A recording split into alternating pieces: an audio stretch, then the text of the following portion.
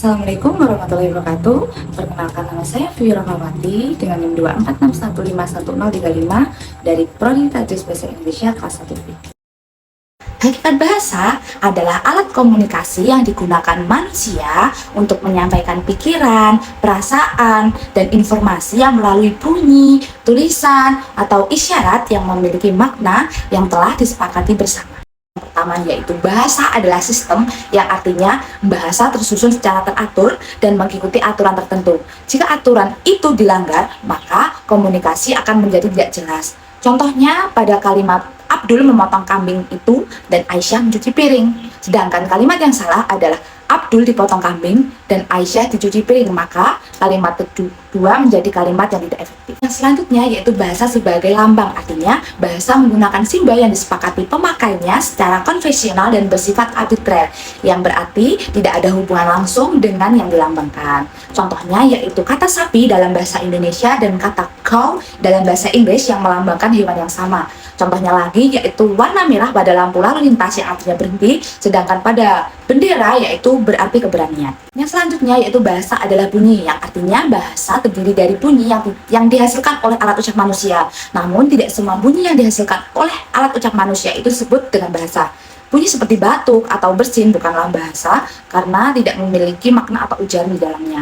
Bahasa hanya mencakup bunyi yang digunakan untuk berkomunikasi seperti ujaran yang bersifat arbitrer atau mana suka. Contohnya yaitu ucapan tolong adalah bahasa karena memiliki makna untuk meminta bantuan, sedangkan suara berdehem hanya sekedar bunyi tanpa ada makna ujaran. Selanjutnya yaitu bahasa itu bermakna karena bunyi yang diucapkan mewakili konsep, ide, atau gagasan yang disepakati oleh pemakai bahasa. Jika suatu bunyi tidak memiliki makna atau tidak dapat dipahami, maka itu bukan bahasa. Bahasa berfungsi untuk menyampaikan pesan yang bermakna dan dapat dipahami oleh orang lain.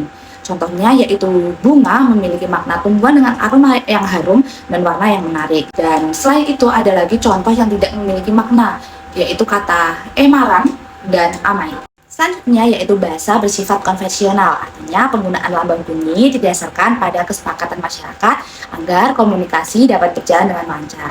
Contohnya yaitu kata rumah disepakati untuk menyebut bangunan tempat tinggal. Jika diganti menjadi kata mahru, maka orang lain mungkin tidak bisa memahaminya. Selanjutnya yaitu bahasa bersifat produktif karena unsur-unsur yang terbatas dapat membentuk banyak kata dan kalimat. Misalnya dari kurang 30 fonem, bahasa Indonesia menghasilkan ribuan kata dan kalimat. Contoh yaitu fonem dengan 4 huruf N, A, K, I dapat membentuk kata nai, ikan, kian, dan kina. Selanjutnya yaitu bahasa bersifat arbitrer, yang berarti tidak ada hubungan logis antara kata dan apa yang dilambangkannya. Kata-kata dipilih secara acak tanpa adanya alasan tertentu. Contohnya yaitu dalam bahasa Inggris alas kaki disebut shoes, sedangkan dalam bahasa Indonesia disebut dengan sepatu. Dalam bahasa Jawa kata kuda menjadi jaran, dan dalam bahasa Inggris disebut horse, dan dalam bahasa Belanda disebut paard. Yang selanjutnya yaitu bahasa itu produktif, artinya meskipun kata-kata dalam bahasa itu terbatas, kita bisa membuat kalimat dan ungkapan yang jumlahnya tak terhitung banyaknya sesuai dengan aturan yang ada. Contohnya yaitu dari kata makan, kita bisa membuat kata-kata seperti memakan, pemakan, atau makanan yang artinya berbeda-beda. Contoh lain, dalam percakapan sehari-hari, kita juga bisa menciptakan ungkapan baru seperti dia sedang on fire, yang berarti dia sangat bersemangat, meskipun dalam ungkapan ini mungkin baru dibuat. Yang selanjutnya yaitu bahasa itu bervariasi karena digunakan oleh sekelompok masyarakat dengan latar belakang yang berbeda-beda. Variasi bahasa meliputi 3 hal, yaitu yang pertama idiolek yang artinya gaya perorangan, yang kedua yaitu dialek yang artinya berdasarkan tempat dan waktu, yang ketiga yaitu ragam yang artinya berdasarkan situasi. Contohnya untuk dialek itu sendiri yaitu gaya bicara yang berbeda antar individu seperti cara berbicara seorang penulis dan seorang teman. Dialek contohnya yaitu bahasa Jawa dialek Surabaya atau bahasa Jawa dialek Banyumas. Yang ketiga yaitu contoh dari ragam. Dalam situasi formal kita bisa menggunakan kata-kata yang bersifat baku, yaitu seperti selamat pagi, selamat siang, atau selamat sore. Sementara dalam situasi santai kita bisa menggunakan bahasa non baku seperti pagi, sore, siang. Selanjutnya bahasa itu dinamis karena selalu berubah seiring dengan perkembangan kehidupan manusia dan budaya. Perubahan bahasa bisa berupa perubahan makna, penambahan unsur, atau perubahan bentuk. Contohnya yaitu kata canggih dulu berarti cerewet, sekarang berarti modern. Online yang awalnya berarti terhubung dengan internet, kini juga berarti aktif di media sosial. Yang terakhir yaitu bahasa itu manusiawi, karena hanya dimiliki oleh manusia saja. Karena manusialah yang dapat menyampaikan ide dan konsep baru berkat akal budi. Berbeda dengan binatang, komunikasi manusia lebih fleksibel dan kompleks. Contohnya yaitu binatang berkomunikasi untuk bertahan hidup, sementara manusia bisa berbicara tentang masa lalu, sekarang, dan masa depan. Seperti halnya seorang guru yang menjelaskan konsep teknologi terbaru kepada murid-murid, dan hal ini tidak bisa dilakukan oleh hewan. Bahasa dan faktor luar bahasa. Yang pertama yaitu masyarakat bahasa. Masyarakat bahasa adalah sekelompok orang yang merasa menggunakan bahasa yang sama. Permasalahan muncul ketika ada masyarakat bilingual, yaitu yang menggunakan dua bahasa, atau multilingual yang menggunakan lebih dari dua bahasa, seperti yang terjadi di Indonesia. Contohnya, bilingual adalah orang Sunda yang menggunakan bahasa Indonesia dan bahasa Sunda dalam kehidupan sehari-hari. Yang multilingual contohnya ada seseorang di Indonesia yang menguasai bahasa Indonesia, bahasa Jawa, dan juga bahasa Inggris. Selanjutnya yaitu variasi dan status sosial bahasa. Bahasa memiliki variasi karena keberagaman penutur dan penggunaannya. Berdasarkan status pemakaiannya, terdapat dua variasi, yaitu variasi T yang ditulis dengan T besar dan variasi rendah ditulis dengan R besar. Variasi T biasanya dipakai dalam situasi resmi dengan bahasa yang baku seperti di pendidikan, pidato, dan cerita. Sebaliknya, variasi R biasanya digunakan dalam situasi yang tidak resmi. Contohnya adalah percakapan dan sehari-hari. Fenomena ini disebut dikosia, yang dimana pemakaian bahasa itu disesuaikan dengan konteks formal dan informal. Contohnya yaitu variasi T, yaitu hadirin yang saya hormati, marilah kita mulai acara pada hari ini.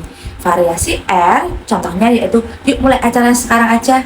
Yang selanjutnya yaitu penggunaan bahasa. Menurut Hims menyatakan bahwa komunikasi bahasa harus memperhatikan 8 unsur. Yang pertama yaitu setting and scenes, participants, and sequence, K, instrumentalis, dan G&G. Yang selanjutnya yaitu kontak bahasa. Kontak bahasa terjadi di masyarakat terbuka yang memicu bilingualisme dan multilingualisme. Fenomena yang muncul meliputi yang pertama adalah interferensi, yaitu unsur bahasa lain masuk ke bahasa utama. Contohnya Bogor dari Jawa untuk kata Bogor. Yang kedua adalah integrasi, yaitu unsur bahasa asing yang diserap sepenuhnya. Contohnya montir, supir, riset dalam bahasa Indonesia. Yang ketiga yaitu alih kode, pergantian bahasa sesuai situasi. Contohnya pada kalimat dik, saya dengar kabar Van Ferit di Janar Holland. Nah, yang empat yaitu campur kode, yaitu penggunaan dua bahasa dalam satu percakapan. Contohnya saya beli t-shirt baru. Yang terakhir yaitu bahasa dan budaya. Bahwasannya bahasa mempengaruhi cara berpikir dan bertindak masyarakat. Misalnya, bahasa yang memiliki kategori waktu membuat penggunanya lebih menghargai waktu, sementara bahasa tanpa kategori waktu cenderung lebih fleksibel. Contohnya yaitu di Indonesia ada ungkapan tentang jam karet yang menggambarkan ketidakpastian waktu, sementara itu Eropa tidak ditemukan adanya hal ini. Yang selanjutnya yaitu klasifikasi bahasa. Yang pertama yaitu klasifikasi genetis. Bahasa dikelompokkan berdasarkan asal-usulnya dari nenek moyang bahasa yang sama, sehingga membentuk rumpun bahasa. Contohnya, bahasa Indonesia termasuk dalam rumpun Austronesia bersama bahasa Jawa, Tagalog, Filipina, dan Maori Selandia Baru. Yang kedua yaitu klasifikasi tipologis, yaitu bahasa dikelompokkan berdasarkan ciri-ciri struktural dan gramatikalnya tanpa memperhatikan asal-usulnya. Contohnya yaitu bahasa aglutinatif, bahasa yang menggunakan imbuhan untuk membentuk kata seperti bahasa Indonesia dan bahasa Jepang. Yang selanjutnya yaitu bahasa isolatif atau bahasa yang kata-katanya tidak berubah bentuk seperti bahasa Mandarin dan bahasa Vietnam. Klasifikasi areal, yaitu bahasa dikelompokkan berdasarkan wilayah geografis tertentu meskipun tidak berasal dari rumpun bahasa yang sama. Contohnya yaitu bahasa Indonesia, Tagalog, dan Melayu digolongkan sebagai bahasa di wilayah Asia Tenggara. Klasifikasi sosiolinguis, bahwasanya bahasa diklasifikasikan berdasarkan fungsi sosialnya dalam masyarakat. Contohnya bahasa nasional yaitu bahasa Indonesia sebagai pemersatu bangsa. Bahasa daerah contohnya bahasa Sunda atau bahasa Batak digunakan di daerah itu sendiri. Dan contoh lainnya yaitu bahasa internasional seperti bahasa Inggris yang digunakan untuk berkomunikasi secara global. Kesimpulannya yaitu hakikat bahasa dalam linguistik menunjukkan bahwa bahasa adalah alat komunikasi yang bersifat kompleks, dinamis, dan sangat dipengaruhi oleh berbagai faktor internal maupun eksternal. Klasifikasi bahasa juga membantu kita untuk memahami hubungan antar bentuk bahasa dan perkembangannya, sehingga bahasa baik lisan maupun tulis adalah kunci peradaban manusia.